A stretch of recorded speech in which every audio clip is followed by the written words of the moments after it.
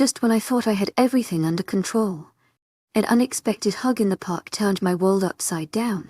That handsome stranger, whom I thought was just a figment of my imagination, showed up at the library, making me question the line between reality and dreams. Chapter 1. I'm not sure if this is justice or revenge, but I don't care either fucking way. My wolf form, a massive creature with silver, tipped fur, clamps her jaw around his throat. He whines beneath me, his body trembling against the forest floor, but I can't find it in myself to care. He took one of the most precious things in the world from me. We've been through so much, traversing treacherous mountain passes and evading hunters, just to end up here in this moonlit clearing. My jaw tightens around his throat, razor, sharp teeth sinking into quivering flesh without remorse. The coppery taste of blood coats my tongue, feeding the fury that's swelling to a fever pitch within my body. And I sink my teeth deeper. I feel the give of the flesh, the muscles and sinew pulling away from his throat with a satisfying ripping noise.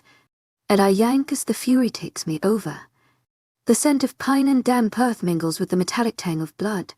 I tear his fucking throat out, breath panting in waves around the flesh clenched in my teeth.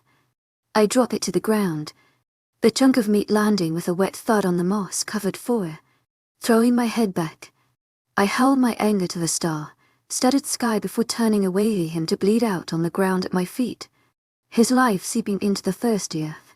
I feel the blood dripping from my fur, matting the thick coat along my muzzle and chest. A deep shiver courses through my body, and from the tip of my snout to the end of my tail, rage coils in my belly like a venomous serpent as I fight to not lose myself to my wolf. The primal instinct threatens to overtake my human consciousness, urging me to continue the carnage.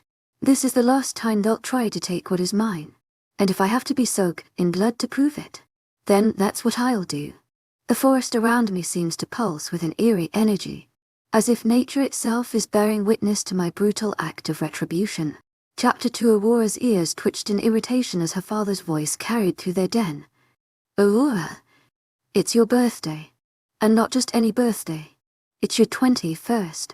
She groaned, her tail flicking with annoyance at the brusque undertone in his voice. They'd been having this argument for weeks, and she was so done with it. Based on the way her father sounded, he was too. You know, this birthday means a pack gathering if you don't want to do this for you. Fine, but please do it for your mother, or at the very least, for my sanity. The morning's breakfast had been just another round of arguments, and regardless of the fact that Aurora was just so freaking tired of it all, apparently they were going again. Her rebellious nature flared up as she snapped. Dad, I said no. I don't care what the rules say. The disappointment was clear in her father's deep brown eyes. His wolf-like features etched with concern. Aurora hated disappointing him, but she hated that he was trying to manipulate her more. He ran it and hand down his face, his claws barely retracted, as if exasperated and searching for words. Aurora. She turned and rushed down the hall toward her bedroom, her paws padding softly on the wooden floor. Looking over her shoulder at her disapproving father, she declared, I'm only 20. I'm not ready to be tied down with a make bond yet. Aurora, she repeated, and she paused in the doorway of her bedroom, fighting the groan that was threatening to spill from her lips. She cut him off before he could start on his next round of persuasion. I get that they're all fuzzy and magical, but I don't want that yet. There's a whole world out there that I want to see. Aurora groaned as she flopped down face first onto her bed, her tail curling around her legs. She hoped that Dad wouldn't follow her in here, but she knew it was an unlikely hope. Of course he'd follow her in here. Her birthday was in 4 weeks, and her mother had been hounding her, literally for a whole fucking year, about this gathering. She didn't know why, but everyone seemed to hope that Caspian would be her mate. No offense to Caspian, but no. He was her best friend, and if she had her way, he was staying firmly in the friend zone. Aurora's adventurous spirit yearned for something more, something beyond the confines of their pack's traditions. Aurora, please, her father pleaded, his voice a mix of exasperation and understanding. Your mother is driving me nuts. Just let her plan the stupid party. You don't even have to show your face for long. I put my arms under my head so I can breathe before responding to him. Don't give me that bullshit. Dad, I am the alpha's daughter. Anything to do with my mating seems to be everyone's fucking business. There's no way he'll be able to just show my face and then disappear. I feel the mattress dip as he sits on the end of the bed. And I groan again, before turning around and sitting up. Am I acting like a petulant child? Yes, I am. But parties are so not my thing. I've made my wishes very clear about all of it. I've let them know I'm not on board with their plans. His dark eyes stare at me, pleading, and I hate it. Saying no to him is hard enough without him going all soul. Eyes on me. I really don't care about pack standings. The fact that I'm the alpha's daughter, all it's ever brought me is pain and misery. I've had to wear a mask my entire life, pretending to be who they want me to be, rather than who I really am. Being the alpha's heir is no joke, and the expectations that come along with it are almost crushing. And since the Crescent Pack is a baby, Pachymeter was only formed just before I was born, the expectations seem to be even greater. I don't know when the relevance to the number 20 once started, but it is significant to every faction. A hunter used to go through their awakening at 20, one at least before the change. Drack'll have their first hunt at age 21, and witches tend to get their emergence in their 21st year. For a Lycan, 21 means we're supposed to be able to find our mate. And because I'm the alpha's daughter and only heir, that's apparently a big deal. I am in charge of carrying on the Crescent Wolves Alpha line, regardless of the fact that someone could challenge Dad at any time. Or Uncle Darius for that point. Nothing is set in stone in this world. Tomorrow is never guaranteed. And that's why I don't want to be tied down. I want to go out and explore the world. If I happen to find my mate, then awesome I guess. But I'm not about to go searching for them. I've heard about what the mating bond is to some Lycans, that it catalyzes some all-consuming need to be near their mate. Knowing my luck, my mate will be the homebody type and my wandering soul will be tied to one spot forever. I am so not about that life. It's bad enough that since I finished school, my whole life has been about pack life, all the way down to me training with the pack enforcers and working at the pack cafe. So far I've gotten away with no further pack duties. But my birthday means that will probably change, unless I reject my birthright of alpha. Much to my father's horror, is exactly what I'm planning. I guess we'll see which one of us is more stubborn when the time finally comes. The problem with being the alpha's daughter, rather than son, is that, while leading the pack is my birthright, Lycans tend to be meatheads. The patriarchy is very, very real. Having a woman as an alpha isn't unheard of, but it's not exactly common either. The last female alpha was killed in the battle to save Vanti Serafina when I was younger. There haven't been any others since. It's not like she purposely fucked it for us all.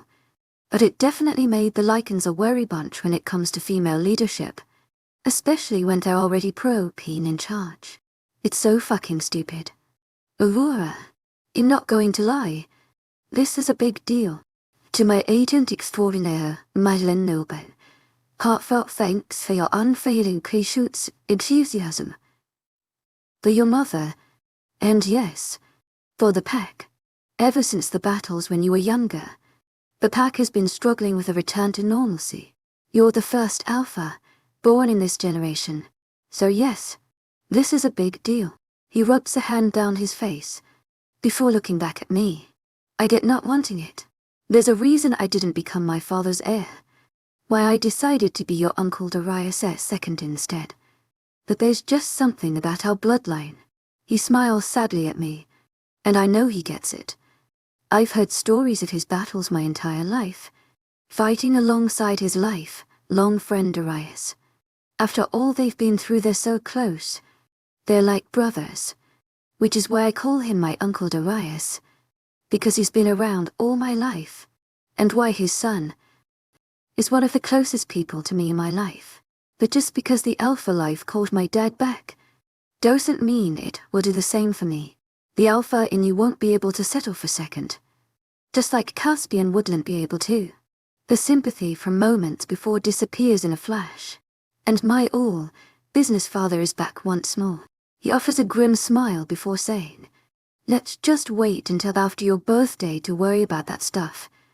To my agent extraordinaire, Madeleine Nilban, heartfelt thanks for your unfailing patience, enthusiasm. Just please, get your mom off my case and agree to the party. I'll make it as painless for you as I can. I pull a cushion against my chest and wrap my arms around it, squeezing all of my agitation into it. Sure, I'm not acting any of my 20 years of age, but this fucking sucks. Fine. Just fine. I falter over my words, unhappy with giving in but unsure of what to say to express myself. It's not like it's mattered in the weeks leading up to now. I sigh. Just stop talking to me about it. Both of you. Please. All 6.5 feet of him towering over me, before leaning down and kissing me on the forehead. Thanks, sweetheart. His grin tells me just how hard I got played. But fuck my life. How is a girl meant to object when her dad pleads like that? He might be built like an absolute machine, but HE's all soft and gooey on the inside. Once HE's gone, I throw myself back on the bed and groan. What a way to start my day. Please. Let today get better. I pull my white blonde hair back into a ponytail and finish dressing for the start of my day. I try to start every day with a run along the beach. I might be a Lycan, but I still need to stay in decent shape. Training with the enforcers helps keep me in decent shape too. I'm not the type of girl who's so obsessed with fitness and training that I have a six-pack, but I'm pretty happy with my body regardless. Everyone says I'm a mirror image of my mom at this age. From brown skin and bright blue eyes all the way down to the whiteness of my hair. It's only the beginning of the summer here in Northern California, and I am already so over this heat. Most Lycans don't seem to care about the temperature outside, but most of them don't have arse-length white blonde hair to worry about tying up every day either. I mean, that's my own fault. I could totally cut it, but I like it how it is, just not when it's this hot. My phone buzzes on the table, and I smile when I see my bestie's name on the screen. Stella, morning bish, ready to get this run out of the way so I can sit and drool over a training paddock. Me, yeah. Just about. Caved about the party. Kill me. Meet you at the gates. Stella, you did not. Well, I mean, at least we get to party, I guess. We can sneak out to the beach at like 9 and hide in the caves. Me sounds perfect. Now get your ass ready. I'll be at the gates in 10. I finish strapping up the girls in my sports bra and tie up my sneakers before putting on my armband that carries my phone. I make sure my earpods are connected before running out of my room, ignoring my parents along the way, and straight out the front door. Running is something me and my wolf have agreed on. It clears my mind, and I don't feel chained down. Plus, my wolf loves feeling free, and when I run, she gets that too. I had my first shift at 15, which isn't too early for a shifter, but it was early enough to get me noticed. All I needed then, much like now, was more attention on me. My first shift was one of the most painful things I've ever been through. But I'm only 20, so that isn't really saying much. Since my shift, I've been running every day and training with the enforcers. Dad's been trying to stomp out some of the more barbaric Lycan traditions along with Uncle Darius, but there are still some Lycans out there who feel like a female wolf is fair game once she's shifted for the first time, regardless of the fact that we can't find our mates until we're 21. I shudder even thinking about it, but I've been fortunate enough to never experience anything like that. The thought of being forced to breed with someone just because I haven't found my mate, my whole body shudder. Some would say I've lived a life of privilege, that I have no reason for wanting to lock myself away from pack life. But they don't really know me. Don't get me wrong, Mom and Dad are freaking awesome, and our extended family freaking rocks. But I know way more than any 20-year-old should. The battles that were fought when I was younger were basically bedtime stories for me growing up. But those stories showed me just how dark the world can be. They also showed me how short life can be, and that if given the chance, people will take your choices from you. It's why I fight so hard over every decision that affects my life. Auntie Seraphine had way too many choices taken from her. And Mom went through some shitty stuff before she found my dad too. In trying to avoid the dark and twisty patches that I know will crop up in my own life. I know I'll never make it out of this life unscathed. But if I can avoid it, you can bet your ass I'm going to.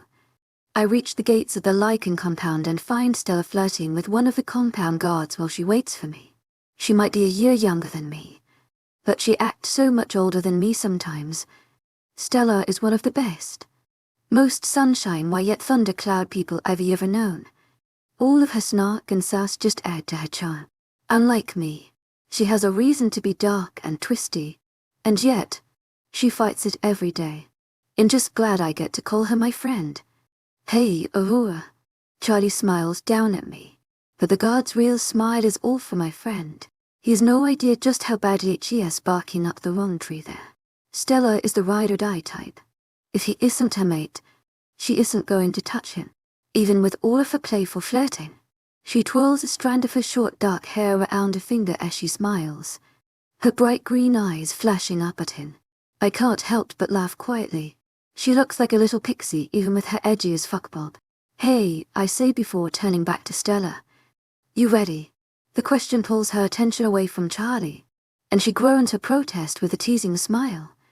I'm never ready for our daily torture sessions, but sure, let's do this. How far are we going today? I toss a wave over my shoulder at Charlie as we move past the gates. I was thinking we could do entire cove, so like 6 miles. She flourishes, pretending that her knees go weak, swooning with the back of her hand on her forehead like the drama queen she is. 6 miles. Bish, you're crazy. I love you. But shit. I toss her a playfully annoyed glance over my shoulder, and she smirks back at me. Fine. Fine. Let's do this before I change my mind. I laugh at her, shaking my head as I pop my earbud back in.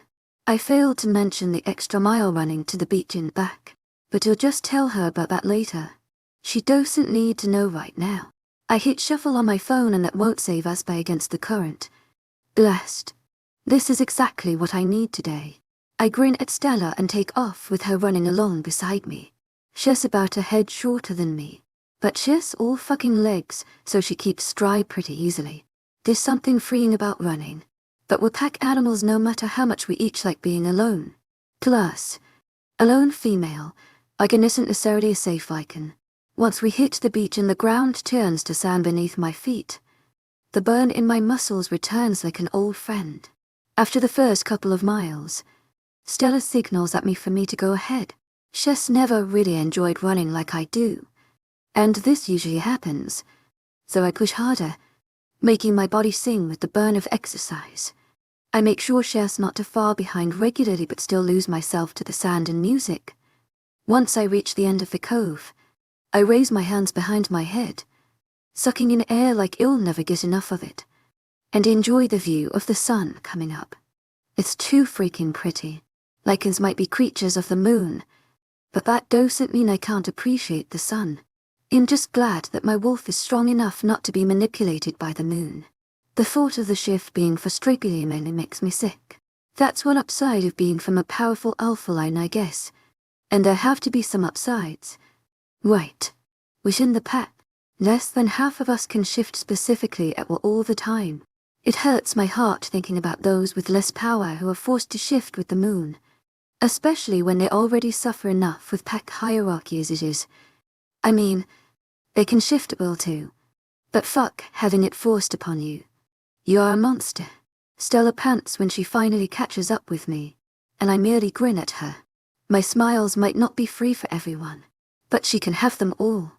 You know it. She kicks and up at me, and it only makes me laugh harder. Are you coming running tomorrow night? Referring to the full moon. Unfortunately, my beautiful friend is one of the Lycans whose shift is tied to the moon, so I try to run with her as often as I can. You know I wouldn't miss it. She beams up at me, despite her usually pale skin being red and blotchy. Good. Now can we walk back? Please. Not a chance.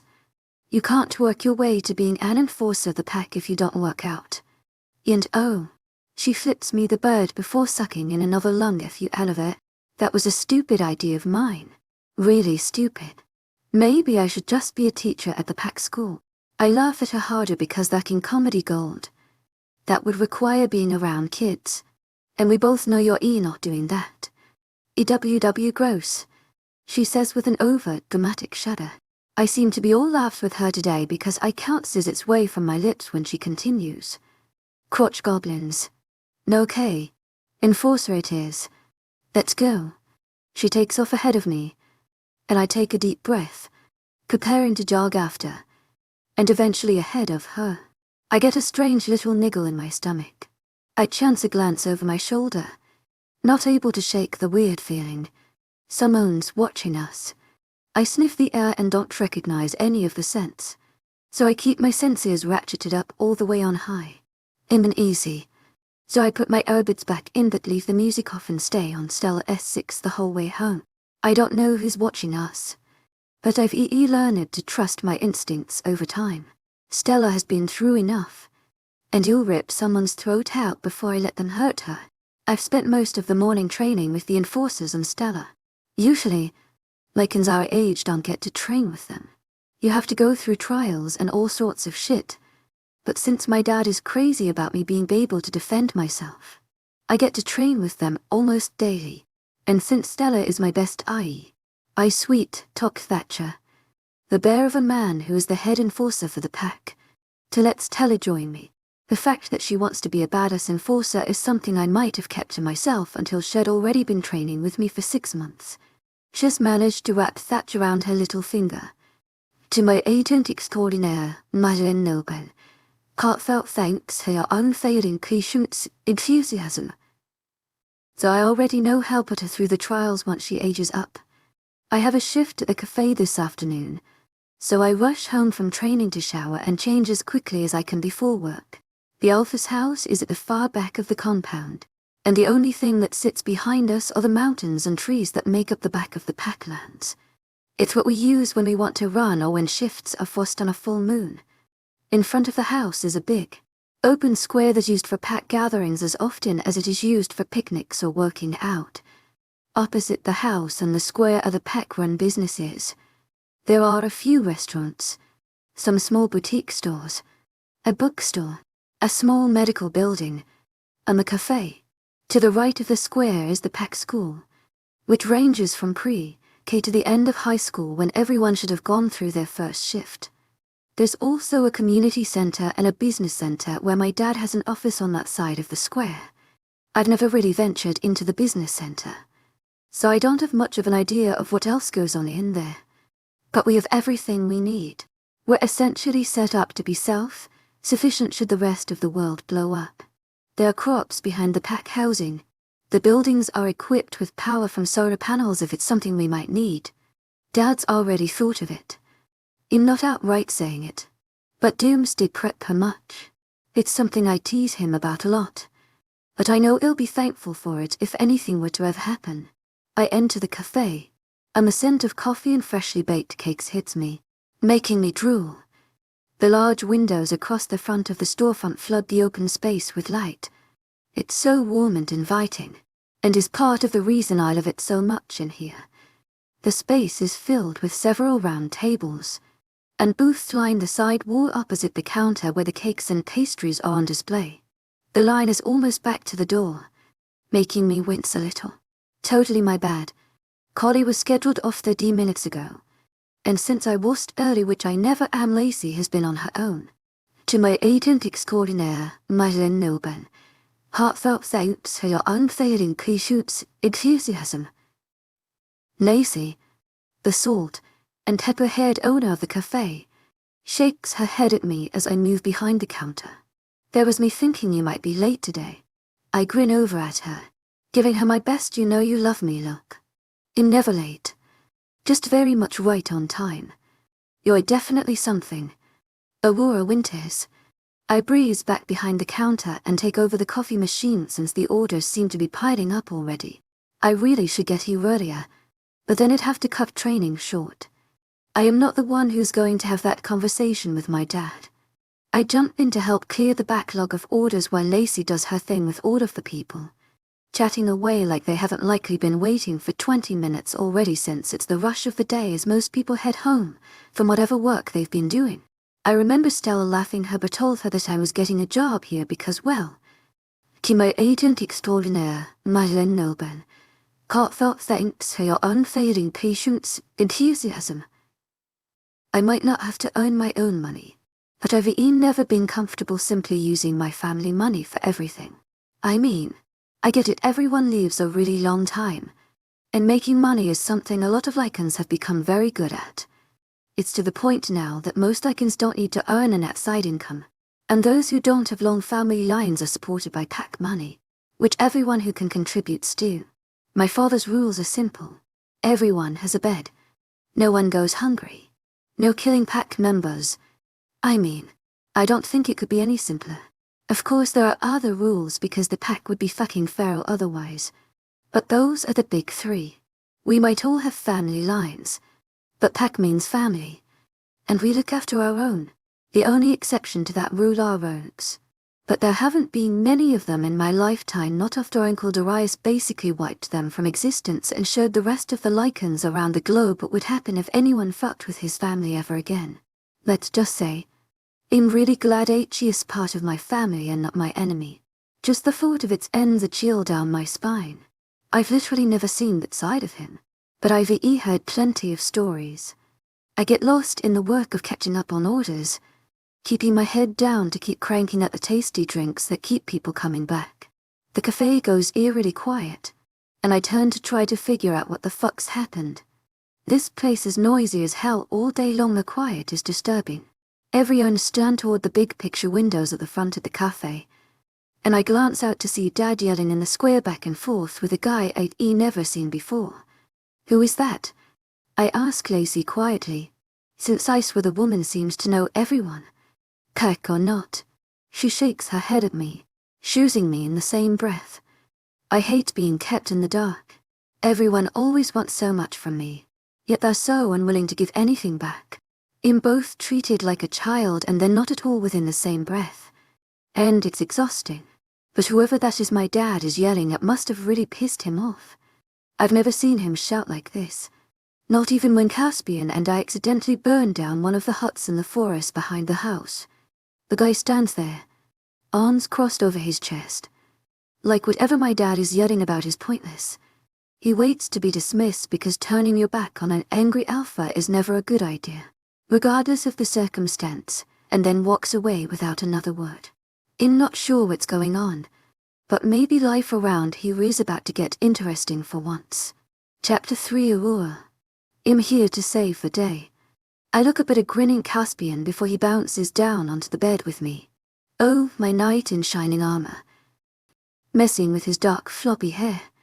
And how exactly are you here to save the day? Your birthday. To my agent extraordinaire, Madeleine Nolben. Heartfelt thanks for your unfailing patience, enthusiasm. I told your mom that we'd have a joint birthday bash since they'll be here with the FAM already. I know how much you don't want the attention. So what better way to distract the crowd than with this face? His grey eyes sparkle with laughter as he looks over at me. His dark hair flops into his eyes, and his smile just enhances how sharp his jawline is. I snort a laugh and push him off the bed, which isn't easy considering how big he is. The guy is built like a tree, all tall and broad. He barks out a laugh as he lands on the floor in a crouch. H.E. is definitely not a cat, but his reflexes are out of this world. I guess being a hybrid Lycan and angel will do that. The next alpha of alphas will surely be even more of a powerhouse than his dad, which is saying something. You really are my savior. I stick my tongue out at him, and he climbs back on the bed and sits cross-legged opposite of me. You totally didn't have to do that. Especially since your birthday is like over a month after mine. I appreciate it. To my agent extraordinaire, Madeleine Nolben. Heartfelt thanks for your unfailing patience, enthusiasm. Truly, we're going to be here anyway, and our birthdays are only a few weeks apart really. He shrugged. I know how much you hate the attention. And this is a big birthday with the mating potential and all that. You don't need all eyes on you for something like that. You know, everyone thinks it's going to be me and you. Right? I ask him, rolling my eyes. He just laughs before leaning back against the bedpost. Yeah, I know. Dad hasn't been any less chill about it with me than your mom has been with you. He seems to think he'll find my mate early. Though why he thinks he'll find a Lycan mate when he didn't is beyond me. You never know. I smile at him sadly. Honestly, the thought hadn't even crossed my mind. I'm a shitty friend sometimes. Before Uncle Darius, no one had ever mated to someone from a different faction. Then he met Serafina and everything changed. But before that, people simply assumed they hadn't crossed paths with their mates. To be fair, until Caspian, no one was sure Lycan hybrids could even exist either. It seems sad to me that so many people potentially missed out on finding their mate because everyone was too bigoted to look beyond their own factions. Honestly, if my mate isn't a Lycan, it will probably be more fun. Though Caspian doesn't look too thrilled at the thought of not having a Lycan mate. Maybe there's a wolf girl out, they're just pining for you and you don't know it. I offer helpfully. Oh, Aurora. You and Stella are the only two who don't pine after me. Didn't you know that already? He winks at me, and I burst out laughing. Mostly because he probably isn't wrong. The girls around here simp over him something fierce. Aegeus always just been Caspian. Aegeus the heir to the Alpha of Alphys. Obviously that's a big deal, but I get enough grief being an Alpha heir. Fuck all that extra crazy. Speaking of dark and twisty, where is she? I roll my eyes at him again before nudging him with my foot. They really do love to hate each other. Stella is outshadowing Thatch. She'll be around later, so if you're here all day I trail off, pulling the word out in a sing-song voice, trying to tease him into admitting that he likes her more than he lets on. Unfortunately for me, the asshole is so laid back he might as well be upside down. Aegeus also something of a player. So Aegeus ever admitted anyway. Even to me. I am here all day. Dad's here talking to Eldrick about something. They're being weird about shit. I wonder if it's about what happened the other day. I ponder before launching into a story about my dad losing his shit in the square. He thinks it over for a minute then shakes his head. No, I don't think so. Dad's been squirrely for a minute. And Mom hasn't been any better. You should see it when the parental units get together for their big bears meetings. It's like they forget the rest of us are grown. Ray's nearly went full storm on them a few weeks ago, and I only just managed to get Evie out of the way. Crazy ass bastard. My eyes go wide at his words. His older brother. To my agent extraordinaire, Madeleine Noble. Heartfelt thanks for your unfailing patience, enthusiasm.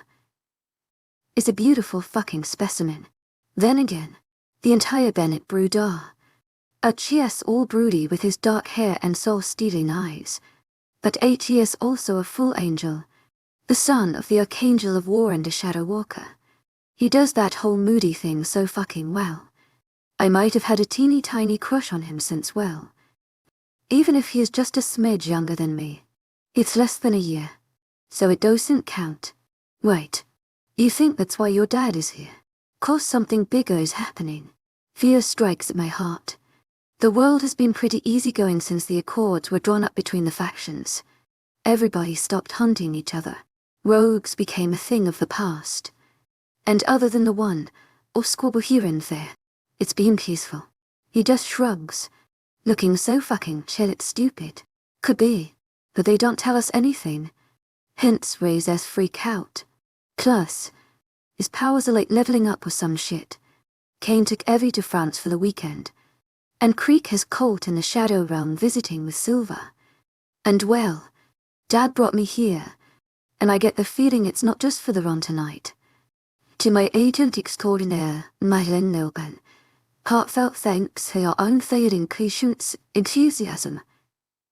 Running sounds really good now. Dude, you are such a guy sometimes. Throwing a pillow at his head. I swear, I love him. But HES so blass about stuff. Nah, I'm just chill. I figure I'm going to have enough stress on my plate when Dad passes over the mantle. Until then, I'm going to be as chill as I fucking like. Caspian gets called away with Dad and Uncle Darius, leaving me with Stella and my mom. Mom dragged us dress shopping in anticipation of my birthday party. This is just the day I wanted. My sarcasm's over the top even in my own head. Here are 3 more for you to try on. Sweetheart. Mom shoves the new dresses through the side of the curtain, and I bite my lip to stop the grunt that's trying to escape. I am so not a dress kind of girl. None of these look right. Aurora, stop it. You are beautiful. You just need to embrace your feminine side some more. I roll my eyes at the excitement in her voice. As much as I usually hate to disappoint my parents, this shit isn't going to happen. Give me biker boots, some jeans, and a sweater over this shit any day. I agree with you, Lendra. She does look pretty, but she also looks super uncomfortable. Stella tries to reason with her, but I already know it's a lost cause. Beauty requires sacrifice, is all I hear my mom say before I hear her way. I wrangle myself out of the bright blue monstrosity she has me in and try on the red one she just flung in. I can't help but groan when I get stuck somewhere along the way. Stella, help, please. She slides into the changing room and bursts out laughing when she sees me. The stupid dress is caught around my neck, and my arms are still stuck up in the air. She pulls her phone from her pocket and snaps a picture of me, basically crying because she's laughing so hard, and I can't do anything but stand here and groan about it. Realistically, I could tear the dress to shreds with my trusty Lycan strength, but Mom will definitely straight up murder me if I do that. After putting her phone away, Stella pulls the dress off of me just in time for Mom to reappear. Enthusiasm. Mom, I have tried way too many already. I don't like any, and if you make me put on any more, I'm probably going to shift and ruin them all. This is way too much. Oh, Aurora. She sighs, and I hate the disappointment in her bright blue eyes. She tucks a loose strand of her white blonde hair behind her ear as she frowns in my direction, and the silent disappointment fucks me up. How about you let me pick my own outfit for this stupid party, and I won't complain about any of the decorations and shit. I bite my lip after offering my compromise because I'll definitely still complain. I just won't do it in front of her. But if I can find a way to get out of wearing this dress, I'm going to take it. Fine, Aurora, but I want to see the outfit before the day of. And it can't be all black. But, Mom, nope, those are my conditions. This is your birthday. Yes, but this is bigger than a simple old birthday, and you know it. Whether Caspian swooped in and saved the day for you or not, you still need to look your best. The way you present yourself to the PAX is important, especially being alpha-born. I know you don't like it, but this is one of those times when you need to just suck it up. She crosses her arms and stares me down until I relent. At least it's better than a dress, I guess. Oh, and you'll need to wear heels. No. I groan, running a hand through my hair. It's still better than a dress. That's what I have to remember. Do we have a deal? Aurora. Yes, Mom. We have a deal. She grins, clapping her hands as if this was her master plan all along. I swear I wouldn't even be surprised if it was. My mom is one of the nicest, sweetest people around most of the time, but she can also be an evil mastermind when needed. I have classes tonight all 9, so can we wrap this up? Sure thing. Get dressed, and well run by the store before we head home. I'm going to make lasagna tonight. It's Caspian's favorite, and since you're planning on running tonight, you'll need the extra energy. Stella, you're more than welcome to join us. Mom smiles at her sadly. Stella lives in general pack housing. The orphans tend to end up living together. And despite my mom repeatedly offering Stella the spare room at our house, she always says no. Thank you, Stella says quietly, blushing a little. Mom gives her a sigh hug, and I turn to pull my jeans and t-shirt back on, thinking about my classes for the evening. Doing my degree online was the only way I could get my parents to agree to let me do it at all. You could say they're a little overprotective and college was never on the table for them. But having a degree is an integral part of my plan to explore the world some more. So I cling to it with both hands, ready to go. I ask as I step through the curtains in my regular clothes, pulling my hair back into a ponytail as I go. My mom tuts but turns and walks toward the store exit, apologizing to the clerk at the entrance of the changing rooms as she goes. I smile at the girl guilty as Stella and I pass, but she just smiles at me with a quick. I can't help but wonder what Caspian is doing with our dads today. He often gets looped into what's going down because Darius actually has faith in his son. Sometimes I feel like my dad's expectations of me and my capabilities are as high as they are low. I get it. I don't want to be alpha, so I loop me in. On the other hand, maybe it'd be more interested if I had a clue what was going on in pack and faction politics. Faction politics have always fascinated me. Looking through the newer history books has always been super fascinating to me. And thanks to Auntie Serafina and my four uncles, they contain actual accounts of faction history rather than the bullshit that used to be recorded as history. The Draco Castle in France is totally on my list of places to visit when I break away from here. I'd love to explore more of the 7 realms, but I'm pretty sure that Dad will have a connection just with me exploring this world, let alone the 6 others. I climb into the back of Mom's SUV along with Stell and stare out of the window as we head home. My phone buzzes in my pocket, and my eyebrows rise when I see Caspian's message. Caspian, tonight just got interesting. Let's just say there's going to be fireworks for the run. I don't know what's going on, but suddenly, I'm looking forward to the full moon for the first time in a while. I stand in the clearing between the house and the forest, still in my underwear. Being a Lycan means that being naked around each other isn't really a big deal, but there's a weird chill to the air leaving me uneasy. Tonight we have some new wolves joining our run. My dad's voice echoes through the space. Uncle Darius stands on the small rise next to him. Dad glances around at those of us standing gathered before him before continuing. In the last month, 5 Lycans have had their first shift, so each of them will run with an enforcer. Same as always. We also have some guests from another pack with us. I let my gaze follow to where my dad is motioning, and I see the man he was arguing with the other day along with 5 others. There are 11 new wolves to run with. This could be interesting. I guess these are the fireworks Caspian was on about earlier. As if drawn by my thoughts, Caspian appears at my side as naked as the day he was born, with absolutely no fucks given. I guess when your ears ripped as he is, there's little reason to feel self-conscious. What do you think about the interlopers? Who are they? Watching the 6 of them closely, one of them is glaring fucking daggers at Dad and Darius. He doesn't look that much older than us. Aegeus almost as tall as my dad, and his dark hair blows around in the wind as he stands there, shoulders back, with his colorfully inked arms folded over his chest. I have no idea why Aegeus being so pissy. Why are they here if they clearly don't want to be? They're from an old pack. Your dad actually killed their alpha back in the day. Their pack was one of the ones that went against Mom and my dad's. They've just kind of drifted from pack to pack ever since. They haven't really found a good fit. And your pack is the last one for them. Obviously they haven't come here because of their pack history with your dad, but this is their last chance at finding a pack. Help, I guess that explains the looks. Why the fuck are they running with us if they hate my dad? Surely that's just asking for trouble. At least Caspian let me know, so now I'll stay on alert. If they're pissed at Dad, that makes me a prime target for any anger they might want to vent. Wait, is that why you're here? To look after me on this run? He has the decency to look a little uncomfortable as he rubs the back of his neck.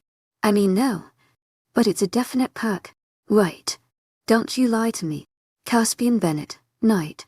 I wag my finger at him, and he grabs my wrist and twists sit behind my back, yanking me around me so my back is flush to his chest. I am not lying to you.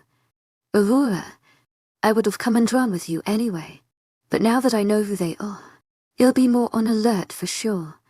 No one asked me specifically to look out for you. I struggle against his hold, and he growls a little. Stop it. It was implied though, wasn't it, that you need to watch out for me. I struggle against his grasp, but his hold only tightens. This is some fucking patriarchy bullshit. I can look after myself. I struggle more, and his hold tightens. Aurora, calm your shit before people start paying attention to us instead of our dads. Caspian growls out in a whisper against my ear. I know you can look after yourself, but that doesn't mean I'm not going to look out for you too. You'd do the same for me. Fine, I say through clenched teeth. He waits a beat before releasing me. I rub my wrist, not because he hurt me, but because in all that despite all of my training, the asshole is still stronger than me. Let's run. Uncle Darius's voice carries through the air just as the moon hits its peak, and howls ring out around the space as the shift begins. The pull of it is like fire in my blood, so I strip out of my underwear and give myself over to the power of it. Caspian keens next to me as his shift is over in a heartbeat. His black wolf watches me as I crouch and take a deep breath. The pain starts at the base of my spine and ripples down my arms and legs. It's over in less than a minute, but it feels like a lifetime. My wolf is so happy to be free you'd think it kept her locked away for months. Her joy only grows when she sees Caspian as wolf. We definitely make a striking pair. His night dark fur in contrast to my snowy white fur. My senses are both dulled and heightened in this form. The things that make me human pull back as the wolf takes over.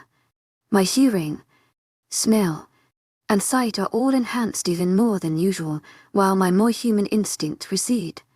Caspian howls into the night before jumping into me, knocking me to the ground playfully. He takes off into the forest, and I clamber up to chase behind him. All thoughts of the interlopers far from my mind as we run. The joy radiating from my wolf makes my heart happy and my brain a little fuzzy as I give her full control. We chase after Caspian, hunt the rabbit we catch the scent of with him, and generally just enjoy the time under the moon. We'll all look back toward the house when a wolf whose scent I don't recognize charges at me from the side and crashes into me.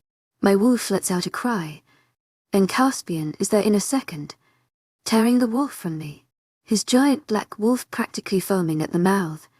I shift back unwillingly, the pain from the hit overwhelming me. Seconds later, Dad and Uncle Darius' wolves appear, snarling at the wolf who attacked me until the wolf submits. Caspian stands in front of where I'm lying, head low and a low growl rumbling through his throat. My ribs hurt like fucking crazy, and it's hard to breathe. Caspian shifts back and lifts me from the ground, carrying me through the forest back to the house. I try not to whimper, but I've ever been attacked in wolf form before. That shit fucking hurts. Caspian lets out another low growl and holds me tighter, trying not to jostle me as he moves as quickly as he can. I'll have you to your mom in just a minute. To my agent extraordinaire, Madeleine Noble. Heartfelt thanks for your unfailing patience, enthusiasm. Okay, I say quietly, barely able to speak over the pain that screams through my center. I struggle to suck in air and panic sets in. Caspian's eyes go wide, and he starts to run as he senses the shift in my demeanor. Just hold on. Aurora, I got you. Chapter for she needs to shift back. She'll heal quicker. Uncle Darius' voice filters through my hazy brain as I wake up. Oh shit. The burning in my ribs is so fucking real. That asshole Lycan is going to hell to pay. Once I can breathe normally again. That is. Aurora, you're okay, sweetheart. Mum's voice is worried, and I force my eyes up to stare up at her, squinting as I blink against bright lights. It takes me a second to realize we're in a room in the medical building, but the doctor is nowhere in sight. Dad and Darius are standing to the right of the room while Mom stands over me. Doc said you have a few bruised and broken ribs. One pierced your lung. The worst of it has healed while you were out. But Darius is right. If you shift, you will heal faster, considering how quickly my wolf retreated when I was hurt. I'm not sure they're right. I try to sit up anyway. My ribs roar in agony, and I bite down on my lip to stop the whimper that I also want to let out. She's obviously not okay. Isn't there anything we can do? Caspian complains, startling me enough to jostle my ribs again. I suck in a breath and glance toward him, realizing that I was so focused on the pain that I hadn't even realized he was in here. I'm fine. Or at least, I will be. Is everyone else okay? I practically pant once I'm sitting up, thankful for the sheet covering me so I'm not but ass naked in front of everyone. I mean, I know they wouldn't care, but still. Everyone else is fine. Dad confirms, and I give him a tight smile. Good. What about the wolf who attacked me? Archias waiting to be questioned. Darius answers me, his voice little more than a growl, and Caspian clenches and unclenches his fists. I think it's pretty obvious why he attacked me, so questioning him is probably pointless. And sorry, you guys, but can you please dial back the testosterone in here? It's overwhelming. I'm fine. No one died. I roll my eyes as I push myself to stand. I hate being seen as so fucking weak. But all it took was one hit to fuck me up. Thatch will never let me live this down. You're right. No one died. But we're lucky Caspian was there to help you. Otherwise there's no telling what might have happened. Mom says, and I let out a sigh. I probably could have handled it just fine. I don't need a protector, Mom. Now I'm going to go and shift, finish healing, and sort my shit out. Maybe I can be the one to question the asshole if it has to be done. My gaze bounces between my mom, Dad, and Darius, who's wearing a shit-eating grin. He slaps my dad on the shoulder and laughs. Man, she is so your daughter. He shakes his head, swallowing some of his mirth before turning toward me and saying, Sure thing. Aurora, well, leave the questioning to you, but he'll wait just outside in case he decides to try anything else. Well, keep your parents far enough away that you can deal with this yourself. Thank you, Uncle Darius. Can I speak to him in the morning? I'm going to need to crash after all of this. Sure thing, sweet pea. We'll get him situated. He can be uncomfortable for a night. He grins at me, and I should probably feel bad about the amount of discomfort I suspect Uncle Darius will impose on the guy. But I'm just not. If I have to be uncomfortable while my body heals, that fucker can be uncomfortable too. Thank you. Now if you guys don't mind, I'm going to go sort out this screaming in my ribs. I shouldn't be long. I drop the sheet and walk out of the room, head held high. It would be hard to miss my dad's exasperation and my mom's frustration when they start talking all at once as I leave. I'm glad Uncle Darius agreed to what I asked since Dad won't go against his word. Maybe I need to try to get him on board more often. I head outside and shift the minute the cold air hits my face. The pain decreases almost instantly, and I realize Uncle Darius was right about the shift helping heal my battered form. Maybe if it stayed in my shifted form, I would have already been healed. If Caspian hadn't carried me home, Darius probably would have had me shift already. I know Caspian was just trying to look after me, but I'm kind of sick and tired of being the one everyone feels the need to protect. Maybe once I'm out of here and exploring the world on my own, people will actually respect me. I do a loop of the forest in wolf form, making sure to keep all of my senses on high alert for any other wolves. As I scent the air, the only other like a nice smell with me is Caspian, who is keeping his distance. It's impossible not to smell him since HES upward, and a low growl rumbles in my throat at the realization that they really don't trust me to take care of myself. Caspian won't even be sorry for it, man. Once in near the house again, I shift back to my human form and head to my room. I hear Caspian shift back and enter the house behind me, but there's no real shock there since he and his dad are staying with us for the night. What I don't expect, however, is to emerge from my bathroom ready for bed to find Caspian asleep on top of my sheets already. Just get into bed. I'm not going anywhere. His voice is gravelly from his state of half-sleep. I stand near the edge of the bed for all of a second, but frankly, I'm too tired to argue with him over the fact that I don't need to be protected. I climb under the covers and get comfortable, and I don't miss the self-satisfied huff that he lets out. Night. Aurora. I close my eyes and sigh, hating how much safer I feel with him lying beside me. Night. Are you ready?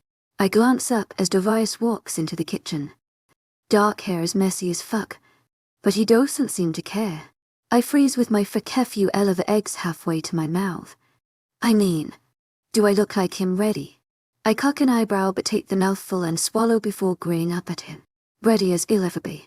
Well then, little Aurora, I guess you get your first experience of a true alpha's life today. Let's go. He turns and leaves without waiting to see if I'm actually ready to go. And I scurry to slip my feet into my combat boots and grab my leather jacket before flying out the door after him. He chuckles softly when I catch up but doesn't say a thing. We walk in companionable silence, marching across the square in front of the house and into our self-sufficient little town. Once we reach the building my dad uses for unruly wolves, Darius looks down at me, clearly examining me, eyes narrowing as he takes me in. You feeling better? In fine, I tell him, crossing my arms and jutting out my chin. Standing up to the alpha of alphas isn't something many people could do and live, especially with the level of sass I'm currently throwing at him. Fortunately for me, not most people, and Uncle Darius loves the shit out of me. The thing I love about him is that he doesn't ever question me beyond the initial query. He takes me at my word, like a fucking adult, and believes that I know myself well enough to be honest with him. Plus, I really am fine. He nods and opens the door to the building, and I follow him in.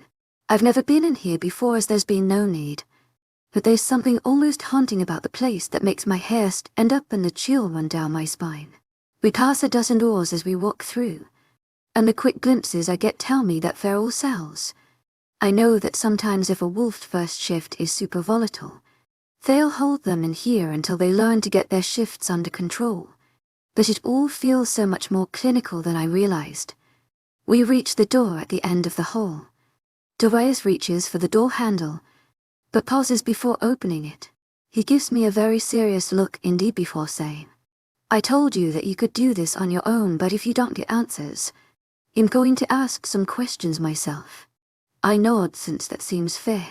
At least, chances are this guy isn't going to talk to me at all, but I want to at least try. He opens the door and waves me in. It'll be just outside if you need anything. I roll my eyes at him but step into the room, letting him close the door behind me. I startle a little as it automatically locks. The stark white room has a metal table in the middle, and the rogue wolf is handcuffed to it, slumped down in his chair, looking uncomfortable as fuck. Good. I guarantee he isn't half as uncomfortable as I was last night with a punctured fucking lung. I take a seat and analyze him. He glares at me like I'm the reason for everything that's gone wrong in his world. What the fuck are you doing here? To my agent extraordinaire, Madame Milben, heartfelt thanks for your unfailing patience, enthusiasm. He spits across the table at me. Rude much. I just cross my arms, remaining silent, while quietly grateful none of his saliva actually reached me. I give it a moment before asking, You attacked me. Why? He snarls at me, and I let out. This is obviously going to go well, because the boy wouldn't. Your father took everything from us. He deserves to know what that feels like. The fire in his eyes is matched by the venom in his words. There's so much rage, so much hatred, and all of it is aimed in my direction. So you wanted to kill me? Tilting my head, trying to figure him out. Of course I wanted to kill you, but then that runt got in my way, and your asshole father showed up. I grin at him, noticing how he doesn't say a word against Darius. Clever little Lycan, especially considering that Darius is just outside. He'll be able to hear every word in here with his Lycan hearing. It's good to know this piece of shit is mindful of some things at least. Then why hit my ribs? You could have gone straight for my throat. I didn't sense you coming. Of course you didn't. You're either little princess sitting in her ivory tower. You have no idea what's coming. And if you didn't sense me coming, you'll never catch them. In just the beginning. I lean forward, a tight frown pulling my lips down, but he only grins maniacally at me in response. What does that even mean? You'll find out. he says ominously before there's a popping noise, and he starts to foam at the mouth. To my agent extraordinaire, Mylan Nilban, heartfelt thanks for your unfailing patience, enthusiasm. Instinctively knowing that something is very, very wrong, HES here in less than a heartbeat, pulling me out of the way. Fuck, Darius shouts, as the Lycan convulses in his chair before going deathly still. He kicks my chair across the room in his fit of anger. My eyes go wide as it hits me. Is he dead? Darius moves, blocking my view of the dead Lycan, who I can't seem to tear my gaze from. He bends down and looks me in the eye, making sure he has my full attention. Aurora, I need you to go and get your dad for me. To my agent extraordinaire, Madeline Nilban, heartfelt thanks for your unfailing patience, enthusiasm. I nod, mute, but make no move to leave. He turns me around, walking me from the room. Just go get your dad, sweet pea. His voice is low and soothing, but the underlying command is still there, so my feet move without me even really thinking about it. I can't believe I just watched a man die. After he tried to kill me, I walk in a daze to the house, barely realizing I've made it before I'm in the kitchen where Mom and Dad are sitting and talking with Caspian. Caspian is the first to notice my arrival, jumping to his feet on full alert. What's wrong? Dad, Uncle Darius needs you in the interrogation room. My words sound robotic even to me. I think I might be in shock. My dad just stands, looking down with a frown at my mom, and moves toward me. He kisses my forehead before leaving the house. Silent. Honey, what happened? My mom asks as Caspian ushers me into the chair my dad just vacated. He died, I say, still unable to believe it really just happened. HES dead. Once the shock of that guy Andy himself wears off, I find myself feeling more angry than anything else. Dad and Darius said he had a pill in one of his teeth, similar to the cyanide pills humans had been known to use, but his was filled with liquid obsidian, the only substance lethal to Lycans. It's an instant death sentence for Lycans. None of it really makes sense to me. To my agent extraordinaire, Mylan Nilban, heartfelt thanks for your unfailing patience, enthusiasm. He didn't kill me. He didn't hurt my dad. And he didn't succeed in anything other than rambling at me in that room before killing himself. Dad and Darius haven't said another word about it beyond how he died. It's maddening as hell, and I can't get the puzzle put all the way together without all of the pieces. Darius and Caspian left about an hour ago, with promises of being back for the pack party, but nothing beyond that about the man. They took the interlopers with them, but you're not sure it's going to happen to them since they have nowhere else to go. I have a whole hell of a lot of questions that aren't getting answered. Aurora, how about tomorrow you shadow me instead of training and working at the cafe? Dad asks as I finish clearing the table from dinner. You and I both know that I don't want to be the next alpha, I mutter as I load the dishwasher. I'm suspicious of his intentions, and even though I want some answers, I'm not ready to give in. I heave a heavy sigh before saying, I'm not sure what good that'll be. Come on. Almost too cheerily. I know you think you don't want to be the next alpha, but I think if you actually see everything that the job entails, you might be more excited about it. Dad, all I want to do with my life is help people and explore the world. I pinch the bridge of my nose. We've had this same argument a dozen times before. His smile doesn't dim as I turn to face him properly. If anything, he seems more excited than ever. But Aurora, you can do all of that as alpha. It's not all power plays and discipline like you seem to think. If I agree to shadow you for the day, can we drop this discussion until at least after my birthday? His grin widens, and he nods his head at my compromise. In reality, HE's not wrong. I have no real idea of what being an alpha really means. I've just always resented having my path chosen for me. Being thrust into something just because of who my parents are never sat well with me. He holds up 3 fingers, like that means anything, and offers a solemn, I swear, with a shit-eating grin. I'm already half regretting this, but if one day buys me a few weeks of peace, I'm going to take it. I'm going to head upstairs. I have to do an assignment for class before I can sleep. And I get the feeling I'm going to want a decent night's sleep before tomorrow. That's my girl. Dad beams. And I can't help but laugh at how dorky he is before I head upstairs. I drop onto my bed and pull my phone out. Finally getting a chance to check it after all of the craziness the past few hours have entailed. Stella, dude, are you okay? There's been some crazy whispers flying around the compound today. Stella, I'm going to guess your silence means a big fat no. P.S. I popped my pee. Check in when you can. Stella, bish. I'm worried. At least drop me a goddamn emoji so I know you're not dead too. Stella, if you don't answer soon, I'ma have to send an LS to Caspian. And we both know he'll turn his dad's fucking car around. Shit. That was 20 minutes ago. I run a hand over my face and let out a deep breath and message her back. I'm fine. I'll explain everything when I see you next. I won't be training tomorrow. I'm shadowing Dad. Stella, shadowing your dad. Finally stepping up to that alpha birthright. I smile at her response. Not even a mention of the guy who died. Girl knows me well. Nope. But this gets him off my case until after my birthday. Small wins. Stella, if you say so. Bish.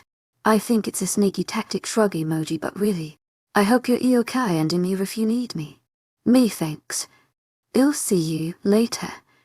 I drop my phone onto my side table and pull my laptop out from under the bed. Going back through my notes from my online lecture the night before. My psychology degree is fun as fuck. But it also hurts my brain in the worst way. I get lost in the assignment, not noticing how much time passes. I'm almost done when a loud crash sounds outside and sirens blare. What the actual fuck is going on?